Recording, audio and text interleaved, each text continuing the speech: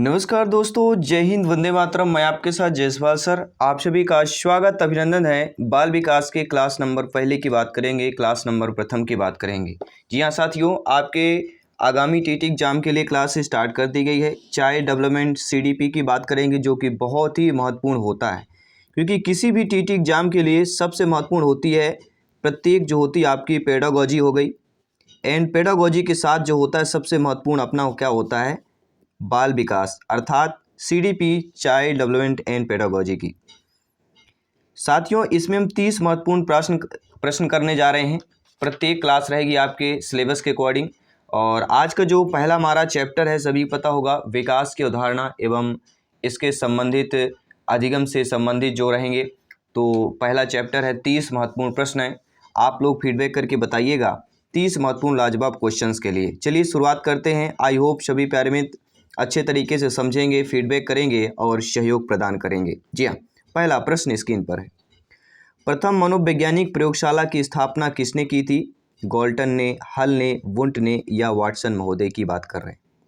देखिए, प्रथम मनोवैज्ञानिक प्रयोगशाला की स्थापना की बात की जा रही, तो आप सभी परिचित होंगे, विलियम वुंट की बात करेंगे। जी हाँ साथियों, 1879 में विलियम वुंट ने जर्मनी के लिप्सिंग में प्रथम मनोवैज्ञानिक प्रयोगशाला को स्थापित किया।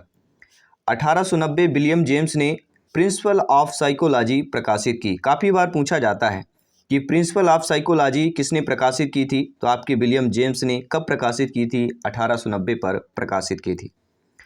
1895 मनोविज्ञान की एक व्यवस्था के रूप में से प्रकारवाद की स्थापना पर किया गया था।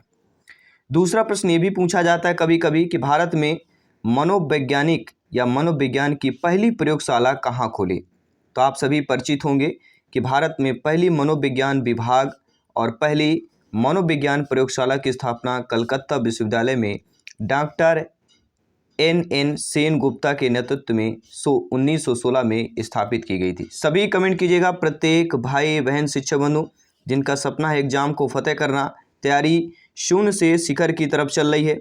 और शून्य की शिखर की जो तैयारी होती है आपके सिलेक्शन को 101% पक्का कर देती है। जी हाँ, शून्य से शिखर की तैयारी है, सभी फीडबैक कीजिएगा। दूसरा प्रश्न स्क्रीन पर आ चुका है कि शिक्षा मनोविज्ञान की उत्पत्ति का वर्ष कौन सा माना जाता है? सभी परिचित होंगे, कमेंट कीजिएगा। 47, 20, 40 एंड 1900। देखिए साथियों, शिक्षा मनोविज्ञान की उत्पत्ति का अगर वर्ष यहाँ पे जाने तो 1900 माना जाता है। जी हाँ, मनोविज्ञान की शाखा शिक्षा मनोविज्ञान की उत्पत्ति 1900 में मानी जाती है। शिक्षा मनोविज्ञान अर्थात एजुकेशन साइकोलॉजी का स्पष्ट स्वरूप बाद में थांडाइक, जर, टर्मन, फ्रॉबेल, हर्बर्ट आदि की वजह से प्राप्त हुआ। और प्रथम शिक्षा मनोवैज्ञानिक किसको माना जाता है? आप सभी परिचित होंगे, हम बात कर रहे हैं थांडाइक महोदय की। जी हाँ, प्रथम मनोवैज्ञानिक या प्रथम शिक्षा मनोवैज्ञानिक किसको माना जाता है? तो आप परिचित हैं, आपके थांडाइक महोदय जी की बात करेंगे, मनोवैज्ञानिक की बात करेंगे। थांडाइक ने किस पर प्रयोग किया था? अभी हम महत्वपूर्ण सिद्धांतों की भी बात करेंगे, चाहे थांडाइक की बात करें, कोहलवर की बात करें, जीन पियाजे जी की बात करेंगे, ठीक है, वाटसन महोदय की बात करेंगे, थांडाइक महोदय की बात करेंगे, कोहलवर की बात करेंगे। अगला प्रश्न है, निम्नलिखित में से कौन जो है शिक्षा मनोविज्ञान की प्रकृति है? देखिए, कौन जो है शिक्षा मनोविज्ञान की प्रकृति है, कौन सी है? आपकी कला हो गई, विज्ञान हो गया, विद्यात्मक विज्ञान हो गया, या उपरोक्त में से कोई नहीं। सभी कमेंट कीजिएगा। तो शिक्षा मनोविज्ञान की जो प्रकृति कहलाती है साथियों, वह हमारी विद्यात्मक विज्ञान की बात करेंगे। जी हाँ, चौथा प्रश्न जो स्क्रीन पर है कि एक शिक्षक को अपने विद्यार्थियों की क्षमताओं को समझने का प्रयास करना चाहिए। निम्नलिखित में से कौन सा क्षेत्र जो है इस उद्देश्य के साथ संबंधित है? देखिए, प्रश्न को समझ लीजिएगा कि अपने विद्यार्थी की क्षमताओं को समझने का प्रयास करना चाहिए। आप सभी लोग भावी अध्यापक अध्यापिकाएं शिक्षक बंधु हैं, तो आप ये समझिए, आपकी नियुक्ति होती है और आपने अपने विद्यार्थियों के, बालक बालिकाओं की क्षमताओं को समझने का प्रयास करना है। तो इनमें से कौन सा क्षेत्र जो है इस क्षेत्र उद्देश्य को साथ संबंध हो जाएगा? सामाजिक दर्शन, मीडिया मनोविज्ञान, शिक्षा मनोविज्ञान या शिक्षा समाजशास्त्र? देखिए, एक शिक्षक के रूप में अपने विद्यार्थियों की क्षमताओं को समझने का प्रयास करना है, और तो इनमें से जो जिस क्षेत्र से उद्देश्य के साथ संबंधित होगा वह होगा शिक्षा मनोविज्ञान। ठीक है, शिक्षा मनोविज्ञान is the right answer, correct answer हो जाएगा। पांचवा प्रश्न क्या दिया गया, स्क्रीन पर दिया गया है। बहुत ही अच्छा प्रश्न है, बेमिसाल प्रश्न है, सिलेक्शन की वजह से काफ़ी बार ये पूछा गया प्रश्न है, रिपीटेड प्रश्न है कि प्रारंभ में आत्मा का प्रयोग किस शास्त्र में किया जाता है। प्रारंभ में यानी पहले जो है आत्मा का प्रयोग जो है आपके किस शास्त्र पर किया जाता था। अर्थशास्त्र पर, दर्शन शास्त्र पर, समाज शास्त्र पर या शिक्षा शास्त्र पर किया जाता था। तो प्रारंभ में जो आत्मा का प्रयोग है साथियों वह किस पर किया जाता था, वह आपके दर्शन शास्त्र पर किया जाता था। और वर्तमान में आत्मा का प्रयोग किस पर किया जाता है, सभी लोग कमेंट करके बताइए। जी हाँ, अगर वर्तमान में आत्मा का प्रयोग किस पर किया जाता है सभी बताइएगा, ठीक है। लेकिन प्रारंभ में आत्मा का प्रयोग दर्शन शास्त्र पर किया जाता था, तो अभी वर्तमान में किस पर किया जा रहा है, सभी कमेंट कीजिएगा। जी हाँ, दर्शन शास्त्र की अगर बात करें, इसमें आत्मा, जीवन का सत्य और जीवन का अर्थ संबंधित होता है, इसलिए दर्शन शास्त्र आपका राइट ऑप्शन हो जाएगा। एंड अगला प्रश्न है जो स्क्रीन पर है कि शिक्षा मनोविज्ञान का अध्ययन अध्यापक को इसलिए करना चाहिए। देखिए आप ये बताइए कि आप सभी शिक्षक बंधुओं को शिक्षा मनोविज्ञान का अध्ययन किस लिए करना चाहिए। इससे शिक्षक को आत्मसंतुष्टि मिल सके, इससे वह दूसरों को प्रभावित कर सके, इससे वह अपनी परीक्षाओं में प्रथम आ सके, इसकी सहायता से अपने शिक्षण को अधिक प्रभावशाली बना सके।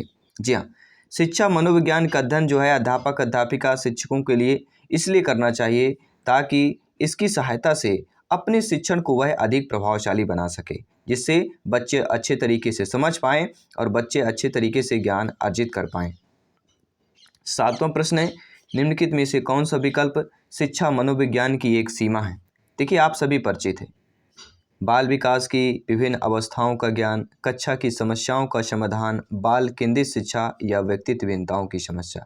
देखिए यहाँ पे डिफरेंट ऑप्शन सी वाला दिया होगा, अधिकतर यहाँ पे सी ऑप्शन करेंगे क्योंकि ऐसा पूछा गया है कि बाल केंद्रित शिक्षा में परिचित है, ठीक है। ये नाम एक चर्चित है, या कह सकते हैं ये नाम जो है हाईलाइट नाम होता है, ठीक है, हाईलाइट नाम होता है, बाल केंद्रित शिक्षा की बात करते हैं। लेकिन यहाँ पे प्रश्न को समझिए कि ऐसा विकल्प जो शिक्षा मनोविज्ञान की एक सीमा पूछ रहा है, तो बाल केंद्रित शिक्षा सीमा नहीं होती है। सीमा क्या होती है, व्यक्तित्व भिन्नताओं की एक समस्या, ठीक है। तो व्यक्तित्व भिन्नताओं की समस्या जो है, जो डी ऑप्शन विकल्प है, ये शिक्षा मनोविज्ञान की एक सीमा के तौर पर आ जाएगी, ठीक है। तो डी ऑप्शन सही हो जाएगा। कोई भी डाउट हो किसी भी प्रश्न पर, तो आप सबसे शिक्षक बंधु, आप सभी भाई बहन का कमेंट, फीडबैक सर्वोपरि है, शर्मान है। सभी प्यारे मित्र कमेंट कीजिए। जायसवाल सर आप सभी के कमेंट का, फीडबैक का सर्वोपरि सम्मान करते हैं, अभिनंदन स्वागत करते हैं। आठवां प्रश्न साथियों, मनोविज्ञान का शिक्षा के क्षेत्र में सबसे बड़ा जो योगदान होता है वह विषय केंद्रित शिक्षा, शिक्षक केंद्रित शिक्षा, क्रिया केंद्रित शिक्षा या बाल केंद्रित शिक्षा की बात करेंगे। अब देखिए यहाँ पर आपका बिल्कुल सही अनुमान लग रहा है, आपने जो अनुमान लगाया है, मुझे पता है आपने क्या अनुमान लगाया है। मनोविज्ञान का शिक्षा के क्षेत्र में जो सबसे बड़ा योगदान माना जाता है वह बाल केंद्रित शिक्षा का माना जाता है। डी ऑप्शन साथियों सही हो जाएगा। अगला प्रश्न है, परिस्थितिक प्रणाली सिद्धांत जो मूल रूप से उरी ब्रोफर व्रेनर द्वारा तैयार किया गया है, चार प्रकार के नेस्टेड पर्यावरण प्रणालियों को निर्दिष्ट करता है, जिन्हें क्या कहा जाता है।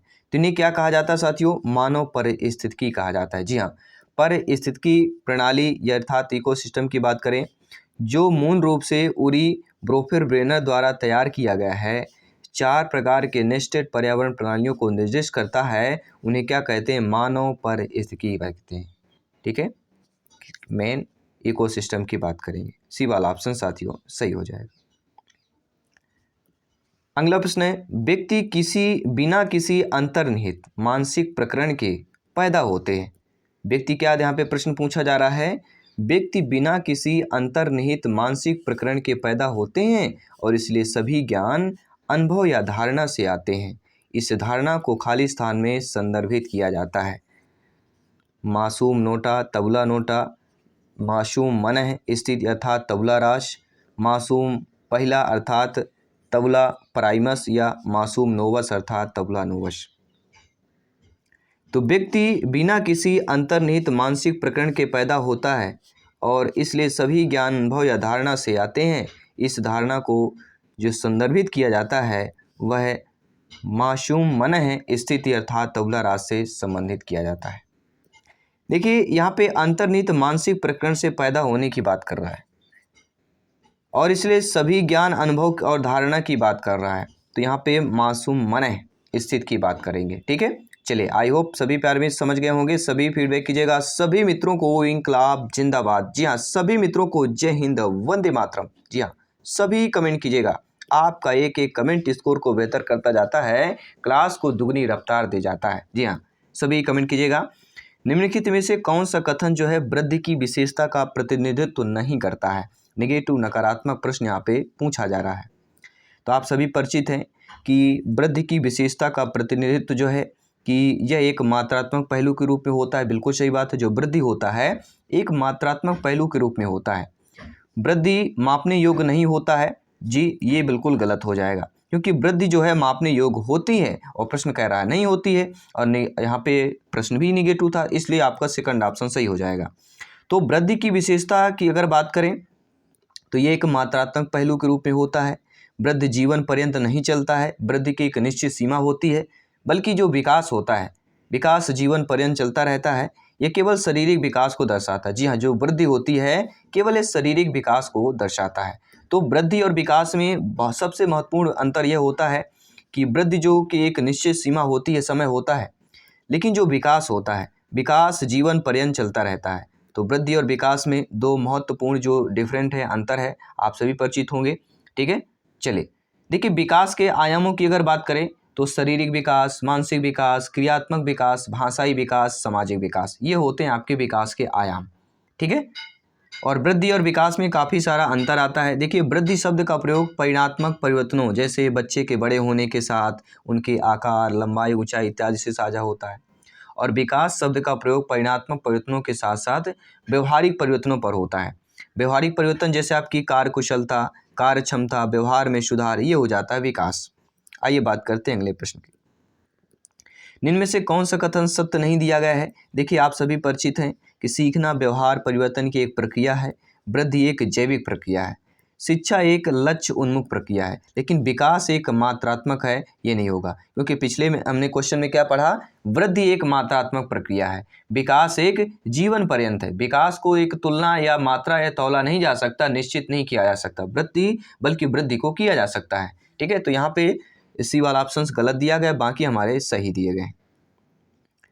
अगला प्रश्न है, मानव जाति में जो विकास होता है वह किशोरावस्था के अंत तक होता है, बाल्यावस्था के अंत तक, प्रौढ़ावस्था के ये जीवन पर्यंत। देखिए, जब भी मानव विकास, बालक बालिका के विकास, शिक्षक के विकास की बात कीजिए, विकास शब्द आए तो विकास शब्द का जीवन पर्यंत से संबंध 101% पक्का है। जी हाँ, इनका जो संबंध है, गठन है, बहुत ही बिल्कुल एकदम से पक्का है। जैसे एक चुंबक होता है, चुंबक में नॉर्थ और साउथ होता है, दोनों का उसी प्रकार होता है जिस प्रकार आपका बाल विकास के जीवन पर्यंत से संबंधित होता है।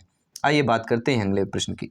निम्नलिखित में से कौन सा कथन सही नहीं दिया गया है? तो आप परिचित हैं कि विकास और वृद्धि एक दूसरे के पर्यायवाची है। ये कथन हमारा गलत दिया गया है। ठीक है, यह हमारा कथन सही नहीं दिया गया है, क्योंकि विकास और वृद्धि एक दूसरे के पर्यायवाची नहीं कहलाते हैं।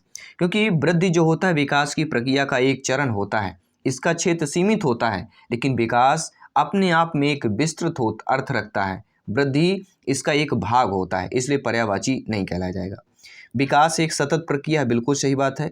वृद्धि विकास का ही एक भाग है, बिल्कुल सही बात है। विकास कार्य क्षमता, कार्य कुशलता और व्यवहार में आने वाले गुणात्मक परिवर्तनों को प्रकट करता है। तो देखिए, जो कथन हमारा दिया गया है कि ये पहले BCD हमारे कथन सही दिए गए हैं विकास के संदर्भ में, पहला कथन हमारा गलत दिया गया है। तो यही तो पूछा जा रहा है, इसलिए according to question first option is the right answer हो जाएगा। अगला प्रश्न देख लेते हैं, 15वां प्रश्न बहुत ही अच्छा प्रश्न है कि निम्नलिखित में से कौन सा कथन जो है विकास के संबंध में सही नहीं दिया गया है? ये भी निगेटिव नकारात्मक प्रश्न है। देखिए, आप सभी भली प्रकार से परिचित हैं, 4 ऑप्शंस आपके स्क्रीन पर दिए जाते हैं और आपको एक चूज करना है कौन सा कथन विकास के संबंध में सही नहीं। विकास प्रतिमानों की कुछ निश्चित विशेषताओं की भविष्यवाणी की जाती है। विकास का उद्देश्य वंशानुगत संभाव्य क्षमता का विकास करना है। विकास के विभिन्न क्षेत्रों में संभाव्य खतरे नहीं होते, ये बिल्कुल गलत है। देखिए, विकास के विभिन्न क्षेत्रों में संभाव्य खतरे होते हैं। किस प्रकार के खतरे होते हैं? संभाव्य जो है खतरे होते हैं, लेकिन ऑप्शन कह रहा है नहीं होते हैं, तो ये आपका नेगेटिव नकारात्मक हो जाएगा, जो कि गलत कथन दिया गया है। और यही हमें बताना कि कौन सा कथन सही नहीं है, तो सी वाला हमारा ऑप्शन जो है कथन सही नहीं विकास के संदर्भ में। और जो डी दिया गया कि विकास प्रारंभिक विकास बाद के विकास से अधिक महत्वपूर्ण होता है। जी हाँ, जो पहला होता है, जैसे शैशवावस्था हो गया, पूर्व बाल्यावस्था, ये जो विकास होता है बाद के विकास के सबसे महत्वपूर्ण होता है, शैशवावस्था और बाल्यावस्था का विकास। ठीक है, तो सी ऑप्शन चूज कर लीजिएगा। आइए बात करते हैं अगले प्रश्न। और नोट्स पाने के लिए टेलीग्राम से जरूर जुड़ जाइएगा। टेलीग्राम चैनल हमारा है जायसवाल कोचिंग सेंटर, लिंक दे दिया गया है। साथ ही साथ इंस्टाग्राम फेसबुक पेज से जरूर जुड़ जाइएगा, फॉलो कर लीजिएगा अपने टीटी फैमिली शिक्षकों के परिवार जायसवाल कोचिंग सेंटर पर। पावर्ड बाई शिक्षा ही प्रकाश है। शिक्षा में ज्ञान देती है, संस्कार देती है, और ये शिक्षा का प्रसार आपके हाथों पर होने वाली है। आपका जो शिक्षा है, भारत की जो शिक्षा है, आपके हाथों आने वाली है। जी हाँ, इसलिए कहते हैं कि जो युवा है, जब युवा एक शिक्षक के हाथों में आएगा, युवा पीढ़ी के जब शिक्षा हाथ में आएगी, शिक्षा का जो विकास है वह दुगनी चौगनी और ठीक है 10 गुना रफ्तार से आगे बढ़ेगी। ठीक है, देश अव्वल पर पहुंच जाएगा। लेकिन पहले आपका सिलेक्शन इंपॉर्टेंट है, आपका शिक्षक बनना बहुत जरूरी है साथियों। अगला प्रश्न है, विकास के संदर्भ में निम्न में से कौन सा कथन सत्य नहीं दिया गया है। तो आप परिचित हैं कि विकास की प्रत्येक अवस्था के अपने खतरे होते हैं। विकास उकसाने बढ़ावा देने से होता है, ये बिल्कुल गलत है। विकास उकसाने और बढ़ावा देने से नहीं होता है, यह कथन असत्य हो जाएगा। विकास सांस्कृतिक परिवर्तनों से प्रभावित होता है, बिल्कुल सही बात है। सांस्कृतिक परिवर्तन से विकास आपका प्रभावित होता है। विकास की प्रत्येक अवस्था की अपनी विशेषताएं होती हैं, बिल्कुल सही बात है। तो यहाँ पर हम देखेंगे कि ACD हमारा कथन सही दिया गया है और B जो कथन है हमारा गलत दिया गया है, क्योंकि विकास उकसाने और बढ़ावा का नहीं होता। उकसाना और बढ़ावा देना या अपनी पेडागोजी में नेगेटिव और नकारात्मक माना जाता है। अगला प्रश्न है, जो मानव विकास होता है सभी परिचित होंगे। मानव विकास मात्रात्मक गुणात्मक दोनों रूप में होता है। ठीक है, तो यहाँ पे जो हमारा ऑप्शन नंबर D दिया गया है वह हमारा सही हो जाएगा। एंड अगला प्रश्न है, निम्नलिखित में से अधिगम संबंधी कौन सा कथन यहाँ पे सही नहीं दिया गया है। देखिए, अधिगम की अगर बात करें, इसे उचित वातावरण चाहिए होता है। अधिगम का अगर हमें सीखना है तो वातावरण, उचित वातावरण चाहिए। सहायक सामग्री अधिगम में मदद करती है।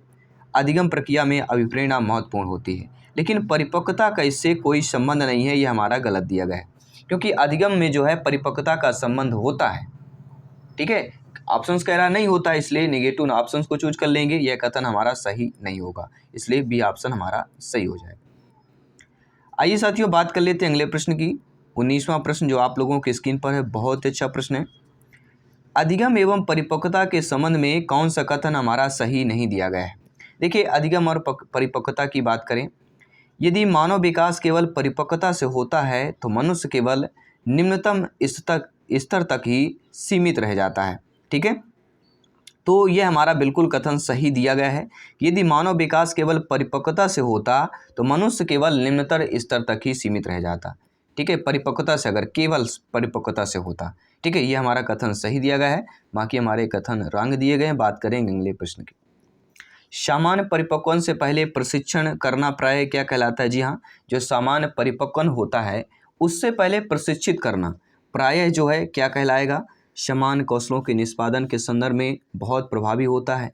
कुल मिलाकर हानिकारक होता है। यह दीर्घकालिक दृष्टि से लाभकारी होता है, या लाभकारी हो या हानिकारक, यह इस पर निर्भर करता है कि प्रशिक्षण में किस प्रकार की विधि का प्रयोग किया गया। बिल्कुल सही बात है। जी हाँ, आप सभी शिक्षक बंधु सभी कमेंट कीजिएगा। देखिए, समान परिपक्वन से पहले जो पहले प्रशिक्षित करना जो प्राय यह कहलाता है, लाभकारी हो या हानिकारक हो, प्रॉफिट में हो या लॉस में हो। लेकिन जो प्रशिक्षण है, जो प्रशिक्षित है, वह इस पर निर्भर करता है कि प्रशिक्षण के किस प्रकार की विधि का प्रयोग किया गया है। शिक्षक जो है बालक पर पढ़ाने के तरीके पर, शिक्षण पर किस प्रकार या प्रशिक्षण में किस प्रकार के विधि का प्रयोग हुआ है, समान परिपक्वन से पहले प्रशिक्षित करना प्राय यह होगा। लाभकारक होगा, हानिकारक होगा, ये डिपेंड करता है शिक्षक पर, क्यों किस प्रशिक्षण पर किस विधि से प्रयोग कर रहा है। ठीक है, तो D ऑप्शन यहाँ पर सही हो जाए। लगभग 20 प्रश्न कंप्लीट कर चुके हैं, 10 प्रश्न और करेंगे। 30 क्वेश्चंस कर रहे हैं। हो सके हम 20 प्रश्न भी करते तो बहुत ही कम हो जाता है। ठीक है, 15 मिनट की क्लास में हम कंप्लीट कर लेते हैं, 15 से 20 मिनट में। लेकिन हमारी जो तैयारी है, सिलेक्शन की तैयारी है, पूरा कोर्स जो है कंप्लीट करना है। ठीक है, बिफोर एग्जाम के पहले पूरा कवर कर लेना है। इसके बाद बाल विकास, EVS की क्लास होगी, मैथ्स की होगी, संस्कृत की होगी, ग्रामर की क्लास होगी। ठीक है, और जो महत्वपूर्ण मनोविज्ञान, साइकोलॉजी के प्रश्न हैं उनको प्रश्न करेंगे, क्योंकि मनोविज्ञान बहुत ही इंपॉर्टेंट होता है TT एग्जाम के लिए। विकास का वही संबंध परिपक्वता से है जो उद्दीपन का किससे होता है। देखिए सभी परिचित होंगे, काफ़ी बार ये पूछा गया रिपीटेड प्रश्न है कि विकास का संबंध परिपक्वता से होता है जो उद्दीपन से आपके प्रतिक्रिया से। जी हाँ, विकास का वही संबंध परिपक्वता से है जो उद्दीपन का प्रतिक्रिया से संबंध है। खाली स्थान दिया गया किसको परिपक्वता कहा जाता है, तो आप सभी परिचित होंगे कि प्राकृतिक जैविक विकास। जी हाँ, प्राकृतिक जैविक विकास को परिपक्वता कहा जाता है। किसको? प्राकृतिक जैविक विकास को, ना कि पर्यावरणीय दबावों के कारण, सांस्कृतिक प्रभाव के कारण एवं परिवर्तन के या पारिवारिक हस्तक्षेप के। परिपक्वता किसे कहा जाता है? प्राकृतिक जैविक विकास। सी ऑप्शन हमारा यहाँ पर सही हो जाए। निम्नलिखित में से एक शिक्षार्थी को परिपक्वता का सबसे अच्छा वर्णन करता है। देखिए इनमें से जो ऑप्शंस, एक शिक्षार्थी, बालक, बालिका, विद्यार्थी की जो परिपक्वता का सबसे अच्छा वर्णन करता है कि यह व्यक्तिगत विकास की एक सतत प्रक्रिया होती है। जी हाँ, देखिए अपनी अपनी शिक्षार्थी, बालक, बालिकाएं की, आपकी, हमारी व्यक्तिगत जो विकास की एक सतत प्रक्रिया होती है। हमारी जो क्षमताएं होती है, हमारी जो बुद्धि क्षमता होती है, ठीक है, हमारे जो आनुवांशिक गुण होते हैं, उस पर अपनी एक व्यक्तिगत विकास की सतत प्रक्रिया। तो ये जो अच्छा वर्णन हमारा ऑप्शन सही कर रहा है कि एक विद्यार्थी की परिपक्वता का सबसे अच्छा वर्णन यही है कि यह एक व्यक्तिगत विकास की एक सतत प्रक्रिया होती है। पहला ऑप्शन सही हो जाए। अगला एक खाली स्थान यहाँ पे दिया गया, किसके अलावा निम्नलिखित कारणों से खेल युवा बच्चों के विकास में एक महत्वपूर्ण भूमिका निभाते हैं। तो आप सभी परिचित हैं, ये अपने शरीर पर निपुणता प्राप्त करते हैं। यह उनकी इंद्रियों को उत्तेजित करता है। यह समय बिताने का एक सुखद तरीका है। यह नए कौशल हासिल करने और सीखते हैं कि उन्हें कब उपयोग किया जाए। किसके अलावा, मतलब हमें क्या है, नेगेटिव नकारात्मक प्रश्न को चूज करना है। जी हाँ, नेगेटिव नकारात्मक चूज करना है। तो आप सभी परिचित हैं कि यह समय बिताने का एक सुखद तरीका है। तो समय बिताने या ऑप्शन नंबर सी के अलावा निम्नलिखित कारणों से खेल युवा बच्चों में विकास की महत्वपूर्ण भूमिका निभाता है। देखिए खेल युवा बच्चों के विकास में महत्वपूर्ण भूमिका, वे अपने शरीर पर निपुणता भी प्राप्त करते हैं। यह उनकी इंद्रियों को उत्तेजित भी करता है और नए कौशल हासिल भी करते हैं और सीखते हैं कि उन्हें कब उपयोग करना है। तो ऑप्शन नंबर सी के अलावा हमारे जो युवा बच्चों के विकास में महत्वपूर्ण भूमिका निभाते हैं। तो सी ऑप्शन हमें चूज कर लेना है, क्योंकि यही तो पूछ गए किसके अलावा, तो सी के अलावा हमारे सारे सही है। आजकल अधिकतर विद्यालयों में संभागीय समूह के लिए प्राथमिक ध्यान आधारित होता है। ग्रेड स्तर के लिए, आयु स्तर के लिए, योग्यता स्तर के लिए या छात्र स्तर के लिए होता है। तो आप सभी परिचित हैं कि आजकल अगर देखा जाए अधिकतर विद्यालयों में जो संभागीय समूह के लिए प्राथमिक ध्यान आधारित होता है साथियों, वह आयु स्तर पर होता है। किस पर होता है? बच्चा किस आयु पर है, किस स्तर पर है, किस पर क्या चीज़ें पढ़ाना है, ठीक है। तो विद्यालयों में संभागीय समूह के लिए प्राइमरी स्टेज पर या प्राथमिक ध्यान जो आधारित होता है वह आयु स्तर पर होता है। 5 प्रश्न और बचे हुए हैं। इनमें से कौन सा कथन सही नहीं दिया गया है? देखिए आप सभी परिचित है, 4 ऑप्शंस दिए गए हैं। देखिए जो अध्यापक यह विश्वास करता है कि विकास प्रकृति की वजह से होता है, वह अनुभव प्रदान करने को महत्व नहीं देता है। बिल्कुल सही बात है। प्रारंभिक अनुभव महत्वपूर्ण होते हैं और अध्यापक का हस्तक्षेप भी महत्वपूर्ण होता है। बिल्कुल सही बात है। प्रारंभिक जीवन की नकारात्मक घटनाओं के प्रभाव से कोई भी अध्यापक बचाव नहीं कर सकता। बिल्कुल कर सकता है। बच्चों में देखा जाए जो प्रारंभिक जीवन की नकारात्मक घटना होती है, ठीक है, उसके प्रभाव से जो है अध्यापक बचाव कर सकता है, लेकिन प्रश्न कह रहा नहीं कर सकता, इसलिए कथन यह हमारा नेगेटिव नकारात्मक हो जाएगा।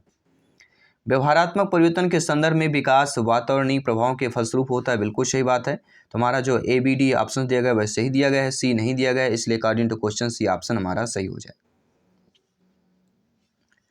अगला प्रश्न है, बालक का प्रारंभिक जो विकास है मुख्यतः किस पर निर्भर रहता है? तो सभी परिचित होंगे, सभी कमेंट कीजिएगा। माता पिता, वातावरण, परिवेश, विद्यालय का वातावरण या समाज की बात करेंगे। जी हाँ, सभी कमेंट कीजिएगा। सभी मित्र, प्यारे प्यारे भाइयों की प्यारी प्यारी बहनें, गृहिणी जिनका सपना है टीटी एग्जाम को फतेह करना, सिलेक्शन को दुगनी रफ्तार से 101% पक्का करना, सभी कमेंट कीजिएगा। बालक का जो प्रारंभिक विकास मुख्यतः निर्भर करता है, देखिए प्रारंभ की बात करें तो बालक प्रारंभ में जब बच्चा जन्म लेता है, इस धरती पर आता है, खिलखिलाता है, हंसता है, रोता है, तो वह माता पिता के साथ रहता है। अर्थात बालक का जो प्रारंभिक विकास होता है मुख्यतः माता पिता पर निर्भर करता है। अर्थात फादर्स एंड मदर्स की बात करेंगे बच्चे के, चाइल्ड के, पहला ऑप्शन सही हो जाएगा। क्योंकि मनोवैज्ञानिकों के अनुसार बालक का विकास माता के गर्भ में जब वह 2 माह का होता है तब शुरू हो जाता है। भारतीय संस्कृति में माँ को बच्चे का पहला गुरु बताया गया है। इसके बाद बालक के पिता, परिवार, परिवेश, स्कूल तथा समाज का स्थान आता है। अतः हम ये कह सकते हैं कि बालक का प्राथमिक विकास उसके माता पिता पर निर्भर करता है। अगला प्रश्न है साथियों, वृद्धि को प्रभावित करने वाले कारक बताइए। तो आप सभी परिचित हैं, वृद्धि जो है पर्यावरण पर प्रभावित करती है। उसका कैसा पर्यावरण है? हमारे भारत में कई प्रकार से पाए जाते हैं। आप देखते होंगे कोई गोरा है, कोई काला है, कोई सांवला है, अनेक प्रकार के पाए जाते हैं। कोई लंबाई में 6 फुट का है, 4 फुट का है, 4.5 फुट का है, अनेक पाए जाते हैं। तो वृद्धि को प्रभावित करने वाला कारक हमारे जो रहते हैं, वहाँ की स्थिति, वहाँ पे पर्यावरण, इन्वायरमेंट महत्वपूर्ण भूमिका होता है।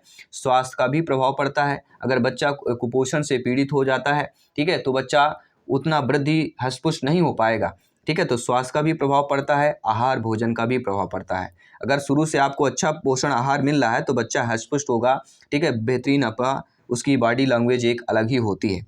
तो वृद्धि को प्रभावित करने वाले जो कारक होते हैं, पर्यावरण, स्वास्थ्य, आहार, ये सभी हो जाएगा। तो ये सभी वाला ऑप्शन सही हो जाएगा, क्योंकि वृद्धि में प्रोटोप्लाज्म का अधिक संश्लेषण, कोश का विभाजन, कोश का लंबन और कोश का विभेदन शामिल होता है।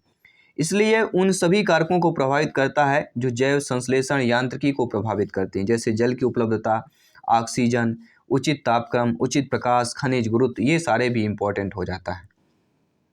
अगला प्रश्न है, निम्नलिखित में से कौन सा कथन जो है बच्चे के विकास में परिवेश की भूमिका का समर्थन करता है? देखिए, बच्चे के विकास में परिवेश की भूमिका की बात करेंगे तो आप सभी परिचित हैं कि पिछली कुछ दशाब्दियों में बुद्धि लब्धांक, जिसे हम IQ के नाम से जानते हैं, बुद्धि लब्धांक परीक्षा में शिक्षार्थियों के औसत प्रदर्शन में लगातार वृद्धि हो गई। जी हाँ, कुछ